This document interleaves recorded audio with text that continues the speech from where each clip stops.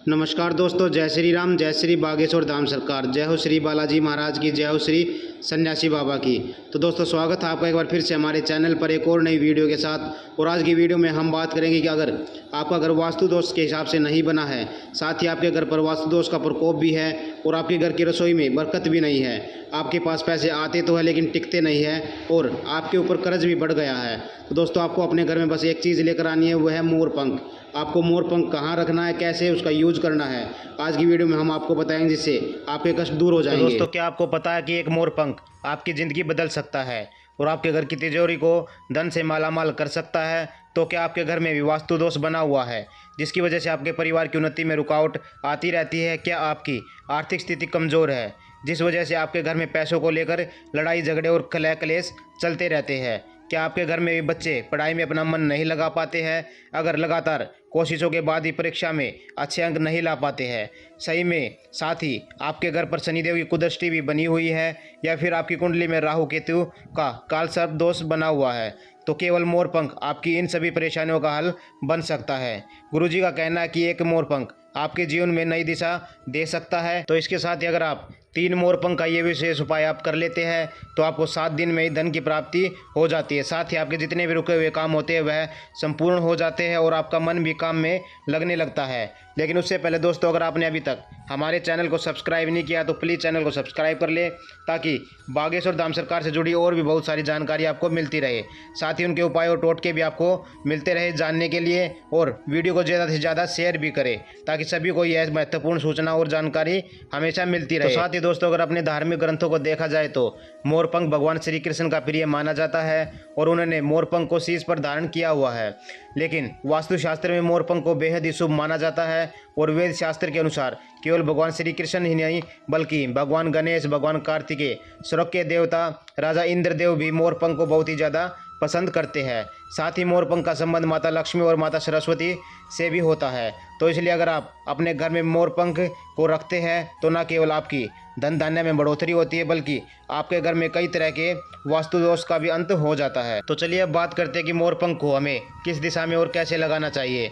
तो अगर आप अपने घर के दक्षिण पूर्व दिशा में मोरपंख लगाते हैं तो इससे आपके घर में बरकत बढ़ती है और आपके घर में कभी भी कष्ट नहीं आता है। इसी के साथ अगर आप घर का दरवाज़ा सही स्थान पर नहीं है या आपके घर के दरवाजे सही स्थान पर वास्तु के हिसाब से नहीं लगे हैं तो आप अपने घर के दरवाजे पर 3 मोरपंख लगाएं और ओम द्वारपालाय नमः जागृह स्थापताय स्वाहा इस मंत्र के साथ मोरपंख को अभिमंत्रित करें और इसी मोरपंख के नीचे श्री गणेश की छोटी सी प्रतिमा लगा दे। ऐसा करने से आपके घर के दरवाजे का वास्तु दोष खत्म हो जाएगा। वहीं अगर आपके घर का मंदिर और पूजा का स्थान वास्तु दोष के हिसाब से नहीं है या गलत बना हुआ है तो आप अपने पूजा के स्थान पर कुमकुम का तिलक लगाएं और ओम कुम्र पुरुषाय नमः जागृह स्थापय स्वाहा मंत्र बोलकर अभिमंत्रित करें और मोरपंख से घर के मंदिर को सजाएं और मंदिर में शिवलिंग की स्थापना करें। ऐसा करने से आपके घर के पूजा घर में वास्तु दोष खत्म हो जाएगा। तो चलिए अब बात करते हैं, अगर आपका रसोई घर वास्तुशास्त्र के हिसाब से नहीं बना है तो उसका वास्तुशास्त्र या वास्तु दोष कैसे खत्म किया जाए। तो आपको बता दें कि अपनी रसोई में 2 मोरपंख भोजन बनाने वाले स्थान से दूर लगा दे और उन 2 मोरपंखों के नीचे मोली बांध के साथ ही मोरपंख पर गंगा जल छिड़क कर ओम अन्नपूर्णाय नमः जागृह स्थापय स्वाहा मंत्र से अभिमंत्र करके इन मोरपंख को स्थापित कर दे। ऐसा करने से आपके रसोई घर का वास्तु दोष खत्म हो जाएगा। इसी के साथ गुरुजी कहते हैं कि अगर आपके घर में राहु का दोष है तो अपने घर में पूर्व और उत्तर पश्चिमी दीवारों पर आप अपने मोरपंख को लगाएं। और साथ ही आपका काम बाहर का काम है और आपके शत्रु बने हुए हैं और साथ ही दुश्मनों से आप घिरे रहते हैं, तो अगर आपको अपने शत्रुओं से छुटकारा पाना है तो मंगलवार या शनिवार वाले दिन हनुमान जी के माथे पर सिंदूर लेकर उस मोरपंख से अपने शत्रु का नाम लिख दे और रात में सोते समय पूजा स्थल में रखे, सुबह उठकर उसे बहते पानी में प्रवाहित कर दे। ऐसा करने से आपका शत्रु आपसे मित्रता करने लगेगा। साथ ही अगर आपकी कुंडली में राहु केतु काल सर्प दोष बना हुआ है तो आपके तकिए की खोली में 7 मोरपंख सोमवार को यानी कि सोमवार की रात को डालकर सोए और अपने घर के शयन कक्ष को पश्चिमी दिशा की दीवार पर 11 पंखों का पंखा बना दें। ऐसा करने से राहु केतु अशुभ प्रभाव कम हो जाएंगे। इसी के साथ ही गुरुजी कहते हैं कि आप मोरपंख से अपने घर में आई हुई मुसीबतों को भी दूर कर सकते हैं। तो अगर आपके जीवन में अचानक से कष्ट आ गया है, विपत्ति आ गई है या फिर परेशानियों से घिर गए हैं तो अपने शयन कक्ष के अग्निकोण में मोर पंख लगाएं। ऐसा करने से नकारात्मक शक्तियाँ खत्म हो जाएगी। साथ ही आपको बता दें कि आपके ऊपर सकारात्मक शक्तियों का वास होने लगेगा। इसके अलावा गुरुजी का कहना यह भी है कि अगर आप मोर पंख लेना चाहते हैं तो ध्यान रखिए कि मोर पंख आपको प्राकृतिक ढंग से प्राप्त हुए हो। अगर आप किसी भी मोर को हानि पहुंचाकर आप इन्हें प्राप्त करते हैं तो आपके लिए बहुत ही हानिकारक हो सकता है। तो जो चीज़ किसी भी जीव को नुकसान पहुंचाकर प्राप्त की गई है, ऐसी चीज़ का आपका फ़ायदा बिल्कुल भी नहीं हो सकता है। इसी के साथ आपको गुरुजी का बताया हुआ 3 मोर पंख का विशेष उपाय भी बता देते हैं, जिसे करने से आपके अपने घर में माता लक्ष्मी और धन वैभव और ऐश्वर्य की प्राप्ति कर सकते हैं। तो गुरुजी कहते हैं कि यानी कि बागेश्वर धाम सरकार श्री पंडित धीरेन्द्र कृष्ण शास्त्री जी कहते हैं कि अगर आप अपने घर में धन वैभव की वृद्धि चाहते हैं, माता लक्ष्मी को प्रसन्न करना चाहते हैं और लक्ष्मी नारायण को साक्षात अपने घर में विराजमान करना चाहते हैं, तो आप अपने घर में राधा कृष्ण के मुकुट में मोर लगाकर उनकी लगातार 30 दिन तक पूजा करें।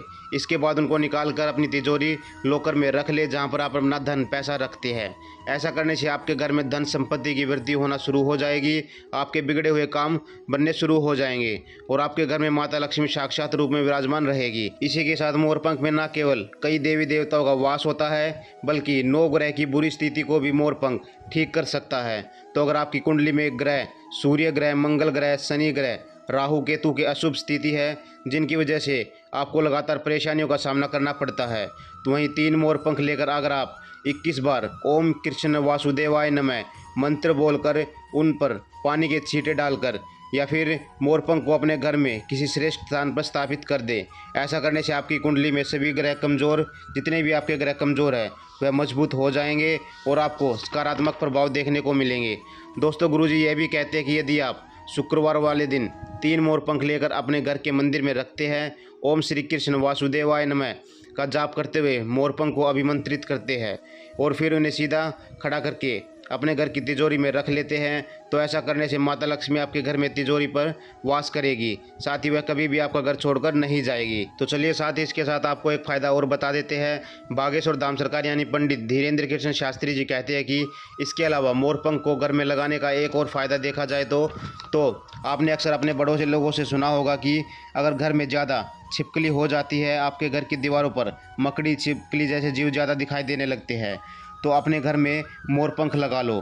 तो आपको बता दें कि यह बात बिल्कुल सही भी है, क्योंकि आपको जानकर हैरानी होगी कि मोर अक्सर पेड़ पौधों, जंगलों और खेतों में दिखाई देते हैं। वहाँ पर वह अक्सर सांपों को, कीड़ों को, मकोड़ों को अपना भोजन बनाते हैं। तो अगर आपके घर की दीवारों पर मोरपंख लगा रहता है तो आपके घर में छिपकली और रेंगने वाले जीव नहीं दिखाई देते हैं। साथ ही मकड़ी, कनखुजरे वगैरह आपके घर में कभी भी भूल कर नहीं आते हैं, ताकि आपको कोई कष्ट ना पहुंच सके। तो दोस्तों, आपको ध्यान रखना है कि मोरपंख को कैसे लगाना है, कहाँ लगाना है और कौन सा मोरपंख आपके लिए उचित और शुभ रहता है। आपको इस बात का हमेशा ध्यान रखना होगा।